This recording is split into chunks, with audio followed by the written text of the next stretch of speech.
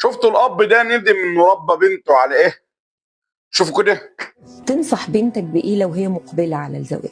نفس النصيحه اللي نصحتها لابني، كوني انثى. وانا عندي بنات وبقول لهم على طول كده، كوني انثى. بناتي انا للاسف الشديد مربيهم very self independent women، وعلمتهم اعلى تعليم وصرفت عليهم اللي قدامي واللي ورايا علشان ما يحتاجوش حد وتبقى مستقله. انا احمد عملت كده وندمان. ليه بقى يا دكتور؟ لان انا خيبتهم. المعاناه النفسيه اللي هم عايشين فيها للنهارده انا ليا دور فيها. غصب عنهم اندبندنت، وفي عندهم حده وقوه وشده مش مريحه في الجواز اطلاقا، ولا مريحه ليهم، لان هم ما بيشعروش انوثتهم بشكل كافي، عايشين فيهم ذكوره وقوه، زارعها فيهم وندمان. وقلت لهم على فكره، قلت لهم انا دلوقتي انا راجلكم، جوزك راجلك وانا في ظهرك. دايما بستخدم التعبير ده، انت كوني انثى وابوكي طول ما انا عايش انا في ظهرك. بقول لها كده ليه؟ بصلح الخطا اللي عملته ترجع لانوثتها تاني، ان هي ترجع وتعرف ان ابوها في ظهرها، هي مش في الشارع.